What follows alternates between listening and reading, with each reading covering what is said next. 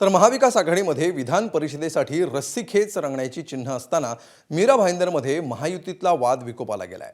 शिवसेनेचे मंत्री प्रताप सरनाईक आणि भाजप आमदार नरेंद्र मेहता यांच्यामध्ये चांगलाच वाद भडकलाय आणि हा वाद राजकीय न राहता आता वैयक्तिक टीका टिप्पणीपर्यंत येऊन पोहोचलाय।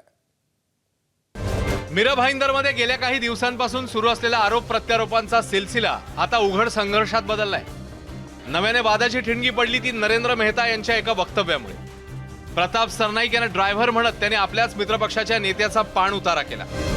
अगर वो मेरे दोस्त है ये कोई दो नहीं, लेकिन अगर 30% होता मेरे पास तो प्रताप सरनाईक को 500 फुट दूर रह के मुझसे बात करना, मेरे इधर भी नहीं आते, इधर तो लंबा रहा। अगर 30% होता तो वो मेरे ड्राइवर होते आज। तो प्रताप सरनाईक को 500 फुट दूर रह के मुझसे बात करना, मेरे इधर भी नहीं आते, इधर तो लंबा रहा। अगर 30% होता तो वो मेरे ड्राइवर होते आज। त्यामुळे शिवसेना नेत्यांचा चांगलाच संताप झालाय। सरनाईक यांचे पुत्र पूर्वेश यांनी थेट मेहतांना पत्राद्वारे इशाराच दिलाय आणि महायुतीचा धर्म पाळण्याचा सल्लाही।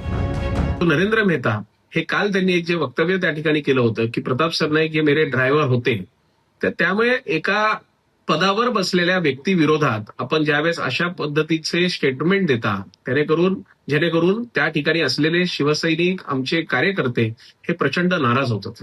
आणि मी एकच विचार केला की अग्रेसिव्हली ह्याला उत्तर न देता आपण संयमाने हा पत्राच्या माध्यमातून त्यांना एक आपला जो संदेश आहे तो देण्याचा मी प्रयत्न केला। हा वाद इथेच थांबला नाहीये। मेहता यांनी पुन्हा एकदा जोरदार पलटवार करत वादाला आणखी फोडणी दिली आहे। वैयक्तिक आरोप, भ्रष्टाचाराचे मुद्दे आणि गंभीर आरोप करत त्यांनी सरनाईक कुटुंबावर निशाणा साधलाय।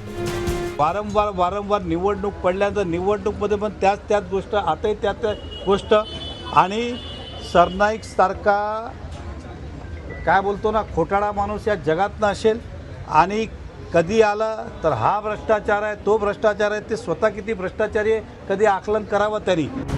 हा वाद आता सोशल मीडियावरही पोहोचला असून नरेंद्र मेहतांविरोधात आक्षेपार्ह व्हिडिओ आणि अश्लील पोस्ट शेअर करण्यात आल्याचा आरोप भाजपने केलाय। याचा निषेध करत भाईंदरच्या सुमारे 50 भाजप नगरसेवकांनी नवघर पोलीस ठाण्यात ठिय्या आंदोलन केलं। या आंदोलनामुळे वातावरण आणखी तापलं आणि प्रकरण पोलिसांपर्यंत गेलं।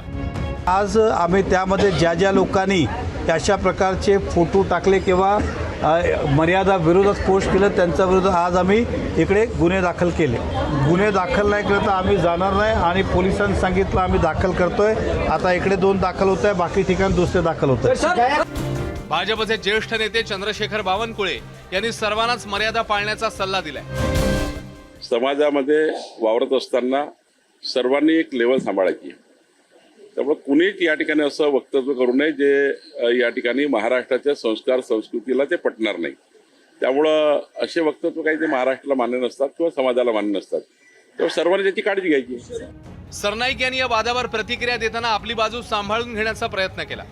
लोकप्रतिनिधी म्हणून मी गेली अनेक वर्ष काम करतोय, पण मीरा भाईंदर शहरामध्ये माझ्या विरोधात एकही एनसी नाहीये, त्यांच्या विरोधात 25 गुन्हे दाखल आहेत। तर माझं असं म्हणणं आहे की आपण काम करत असताना सच्चाईच्या मार्गाने काम केलं पाहिजे। सरनाईक आणि मेहतांमधला हा वाद अधिक चिघळला तो मीरा भाईंदर महापालिका निवडणुकीत।